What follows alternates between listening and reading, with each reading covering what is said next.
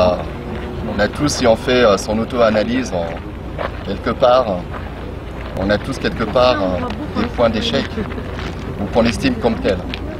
Alors concernant les échecs dans l'œuvre de Dieu, il va y avoir par exemple, lorsqu'on a été appelé dans une région ou sur une paroisse, on a répondu à une vision, telle que le Seigneur nous a demandé d'aller travailler sur une église. Et puis, avec tout le zèle qu'on peut avoir, avec toute la fougue telle qu'on a quand on est jeune, on se déploie, on émet beaucoup d'idées, et puis on espère que autour de nous aussi, il va y avoir un écho. Et je pense à une expérience où effectivement, sur une paroisse donnée, on a, avec mes frères, avec mes sœurs en Christ, on a mis en place tout un tas je dirais, d'organisations pour que l'œuvre de Dieu avance. Mais là où on a été confronté souvent à un obstacle principal, c'était malheureusement la tête de la paroisse qui, pour des raisons diverses, ne créait pas une ambiance propre au travail, un travail serein, un travail, je dirais quand même, basé sur l'amour, et où on rencontre bien sûr toujours des enjeux autres que religieux et spirituels. Et bien souvent on a vu des décisions qui étaient prises sans mesurer l'impact que ça pouvait avoir sur le peuple. Des histoires, des bagarres, malheureusement des comportements de dignitaires qui ont découragé beaucoup de fidèles. Et malheureusement, le travail que nous avons fourni dans cette paroisse n'a pas porté le fruit qu'on escomptait. Et alors que les messages spirituels tombaient, on n'a pas pu convaincre beaucoup de personnes qu'il fallait travailler différemment. Parce que l'œuvre de Dieu n'est pas la propriété de personne. L'œuvre de Dieu, telle qu'on nous l'a enseigné, si on est responsable, il faut penser qu'un chargé, un responsable doit être amené à se déplacer sur d'autres paroisses. C'est comme ça qu'on nous a appris l'Église. On ne reste pas chargé de paroisse indéfiniment sur un même lieu. Et le travail global, le résultat qu'on doit constater sur une paroisse, c'est de gagner des âmes et de donner envie à ces âmes de rester. Dans ce cas-là, il faut éviter les scandales, il faut éviter les injustices. S'il y a un problème à résoudre, il faut nécessairement le résoudre, mais dans la justice et dans la vérité de la parole de Dieu, dans la vérité de la discipline, et que ces choses-là puissent être faites de manière à ce que les fidèles sentent que nous sommes dans un monde de la spiritualité. Donc ce sont des choses comme ça qui malheureusement n'ont pas été faites et qui ont emmené que la paroisse dont je parle a fermé. Et malheureusement, ce lieu n'est plus un lieu de prière. Donc ce sont des grands regrets que je peux avoir aujourd'hui. Et je prie Dieu que, à travers ce type d'expérience, que nous puissions trouver une meilleure compréhension de l'œuvre. L'œuvre de Dieu est immense. L'œuvre de Dieu ne se limite pas à une seule personne. Ce serait trop orgueilleux de ma part de dire que à moi seul je peux réussir l'œuvre. Non. Je dirais seulement qu'il y a beaucoup de choses que nous devons faire dans la compréhension de la mission de l'Église céleste. L'Église du christianisme céleste a besoin d'un fondement religieux et sacerdotal. Et que le sacerdoce doit être enseigné de manière limpide et de manière appropriée. Donc à nous, enfants de Dieu, serviteurs de Dieu, d'entrer en esprit, de sonder le Saint-Esprit pour trouver la meilleure pédagogie afin que les générations futures puissent eux aussi avoir envie de travailler pour Dieu. L'Église de Dieu, l'Église du christianisme céleste a beaucoup d'atouts. Elle a des atouts sur le plan charismatique, puisque c'est dans cette église que j'ai vu notamment des dons exceptionnels. parmi les prédicateurs, parmi les enseignants, parmi les prophètes, parmi les choristes. Et encore, il y a encore toutes sortes de dons qui demandent qu'à être exprimés. En ce qui concerne ma contribution personnelle, je serai toujours attentif de voir dans quel créneau, dans quel terrain je pourrais venir contribuer à propager bien sûr le message de l'Église. Et puis également comment contribuer aussi à changer l'image. Changer l'image par des événements, des actions positives qui vont permettre, on ne pourra jamais convaincre tout le monde, mais au moins déjà de nous rassurer sur notre identité et d'être sûr que ce que nous échangeons avec le monde est conforme à ce que nous enseignons et que nous sommes dépositaires. Donc je refuse qu'on tombe dans l'excès qui consiste à croire que de toute manière on doit dénigrer ce que nous sommes, on doit camoufler ce que nous sommes. Non, à nous de faire ce travail profondément et de se dire, nous avons des choses à apporter aux autres, comme les autres aussi ont des choses à nous apporter, mais nous allons essayer de faire un travail qui va mettre en lumière notre spécificité. Le diocèse de France, depuis 10 ans, comment les chrétiens célestes de France travaillent, je dirais que les chrétiens célestes aujourd'hui ne travaillent plus ensemble comme ce fut le cas il y a encore 10 ans. Je parle nécessairement des entités que sont les paroisses. Les paroisses avaient l'habitude de travailler ensemble, de se visiter, de préparer des événements ensemble. Et donnant l'exemple, cette année, nous sommes en 2017, donc ce sont les 70 ans de notre belle Église. Et malheureusement, qu'est-ce qu'on voit? Il n'y a pas de mouvement général pour essayer de se rassembler, d'oublier un petit peu nos différends, nos mésententes, voilà, ce qui nous divise, pour se dire, faisons fi un peu de tout ce qui nous sépare et rassemblons-nous sur cet événement du 70e anniversaire. Et malheureusement, il n'y a pas ce mouvement. Je me souviens, il y a déjà de cela 10-15 ans, lorsque l'Église de France, côté Nigeria, était un peu plus unie, nous avions l'habitude de nous côtoyer dans des fêtes de moisson, dans des événements spirituels, des séminaires, etc.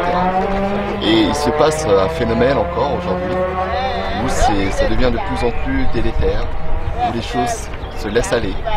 Mais la conviction, comme je le disais tout à l'heure, Dieu va faire son travail. Il y a une génération qui se prépare, il y a quelque chose qui se prépare pour permettre qu'un dynamisme nouveau, sur des bases nouvelles, sur un héritage commun, puisse se faire de sorte qu'on puisse aller se visiter les uns les autres. C'est ce que nous allons faire, c'est ce que nous allons préparer, de pouvoir dépasser les clivages et avoir en nous le désir d'unir notre belle Église. La dernière partie, il y a la question personnelle.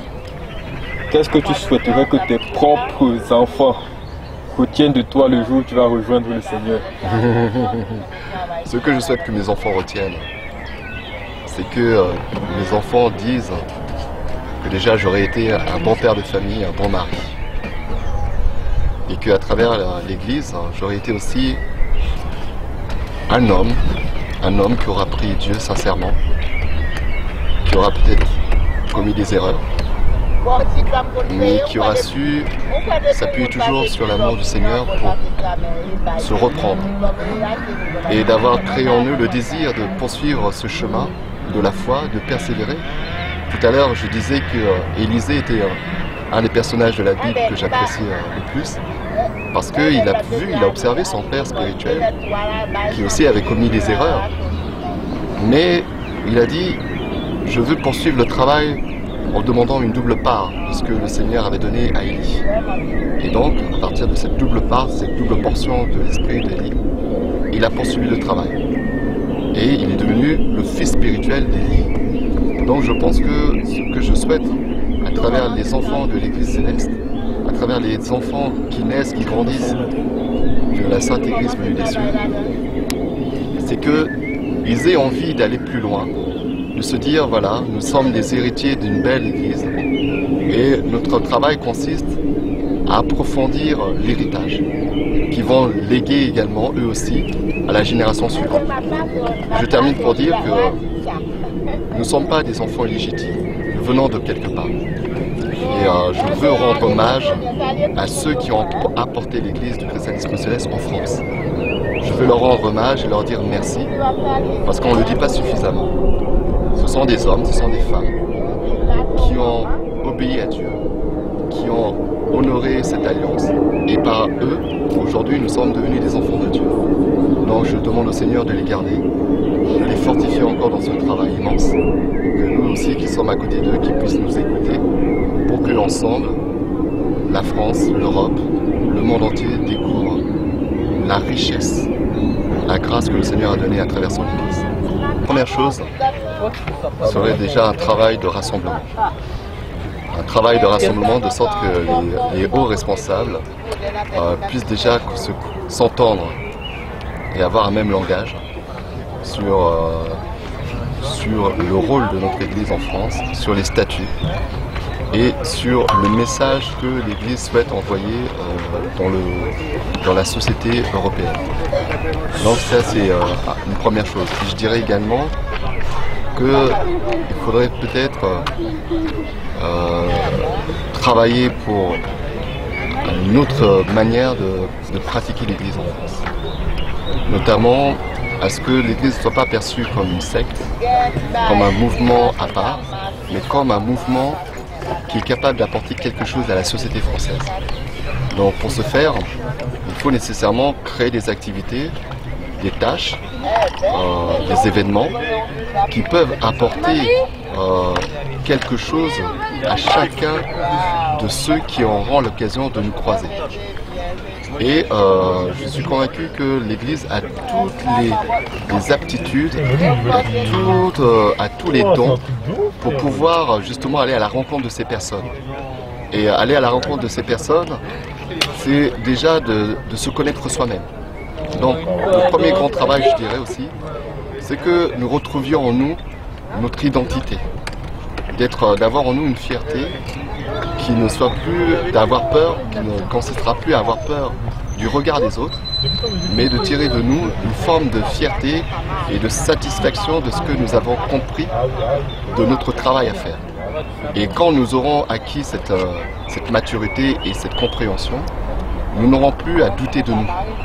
Et voilà, je pense que l'un des grands chantiers à l'avenir, c'est de chasser le doute sur notre capacité de pouvoir changer les choses dans ce pays. Ce pays a besoin de Dieu. Ce pays a besoin de la parole de Dieu.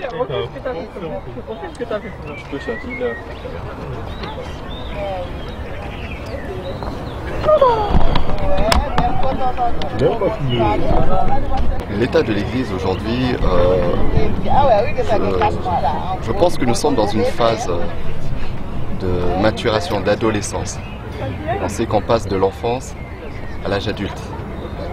Donc, pour moi, ce qui se passe aujourd'hui, c'est vrai que ça peut être très troublant pour beaucoup d'entre nous. Mais je suis convaincu qu'avec notamment l'initiative que vous avez aujourd'hui, il y a quelque chose de plus adulte qui va en sortir. Donc personnellement, je ne suis pas inquiet pour l'avenir. Dans 5 ans, 10 ans, je ne pourrai pas, je ne suis pas Dieu, mais selon ce que le Seigneur m'a fait comprendre. Vous savez, moi je prends toujours l'exemple, si on va dans Actes des Apôtres, chapitre 5, il y a un passage qui m'interpelle toujours, c'est lorsque Gamaliel avait réuni les Juifs, les dignitaires, il leur a dit « Si cette œuvre, cette entreprise vient de Dieu, elle perdurera. Mais si elle ne vient pas de Dieu, elle sera détruite. » Et force est de constater que l'église primitive de Jérusalem s'est prolongée pendant 2000 ans jusqu'à nos jours. Et je peux vous assurer que dans les premiers siècles de l'ère chrétienne, il y a eu tous les philosophes grecs, latins, tous les opposants, tous les païens qui existaient dans les civilisations européennes de l'époque, pas seulement aussi au Moyen-Orient, tous ont lutté contre le christianisme.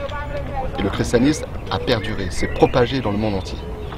Donc je suis convaincu que si ce que nous faisons aujourd'hui vient de Dieu, ça va se perpétuer au-delà de 5-10 ans.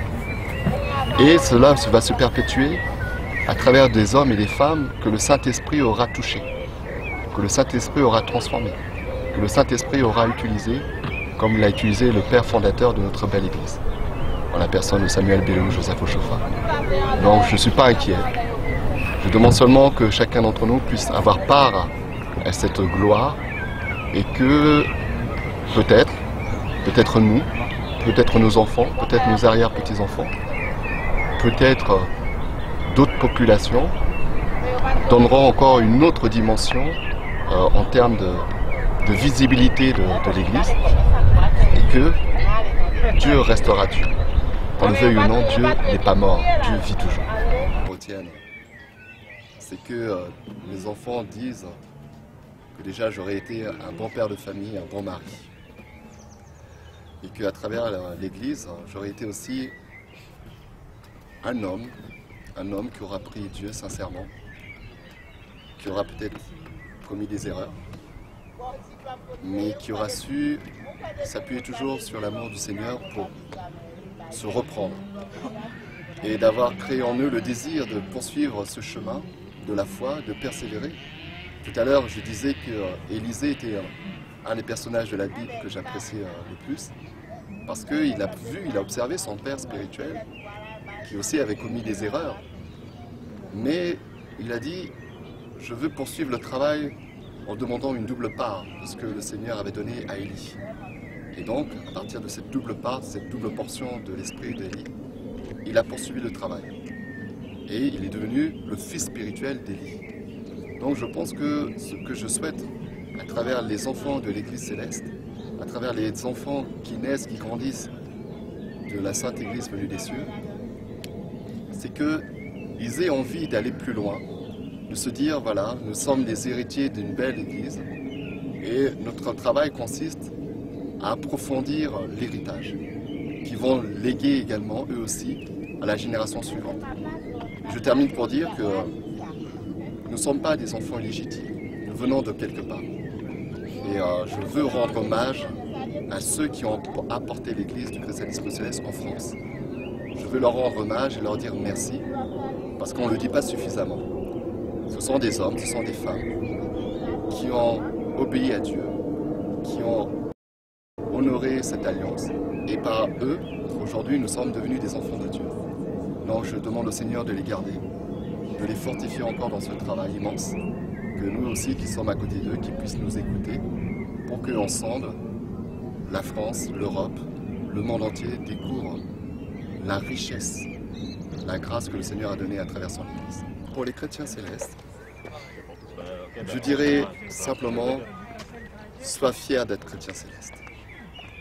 Découvre ton Église, aime-la, propage-la à travers des actions de vérité, à travers des actions de joie et d'amour. N'aie pas peur de ton identité en Europe. Ton voisin français, ton collègue, a besoin de ta spiritualité. Il a besoin de la grâce que le Seigneur a mise en toi à travers ton Église. Et cette grâce peut faire des miracles puissants. Cette grâce, elle n'est pas destinée à toi seul. Elle est destinée au monde entier. Et chaque jour que le Seigneur me permet de vivre, je vois comment cette grâce travaille auprès de personnes que je croise, auprès de collègues qui témoignent aussi, auprès de gens, de familles. Il y aura des adversaires, il y aura des contradictions. Mais la Bible est là pour nous montrer, pour nous enseigner que tous les grands apôtres, les grands missionnaires, les hommes, les femmes qui ont marché avec le Christ ont supporté la méchanceté du monde, ont supporté la calomnie, parce qu'on va nous calomnier encore. Et la calomnie, dans la spiritualité, témoigne du témoignage que nous portons en Jésus-Christ. Témoigne que tu es un chrétien céleste, témoigne que tu es un chrétien, témoigne que tu es un homme de Dieu, témoigne que tu es une femme de Dieu, de sorte que Jésus-Christ lui-même t'ouvre les portes fermées et qu'il fasse de toi un ange de lumière au milieu des païens. Que les païens arrivent à être convertis à travers Jésus-Christ, à travers l'étoile du berger. L'étoile du berger en la personne de notre Seigneur. Car lui-même, elle a dit, je ne vous laisse pas seul dans le monde. mais je vous enverrai le consolateur. Et c'est ce consolateur-là que nous vivons à travers l'Église. Ce consolateur-là vient visiter les foyers divisés, les foyers meurtris, les âmes meurtries, les âmes délaissées, les âmes abandonnées, ceux qui veulent se suicider, ceux qui veulent en finir avec la vie. C'est ça le message de notre Église. Que la paix du Christ soit bénie et que le Seigneur soit avec nous.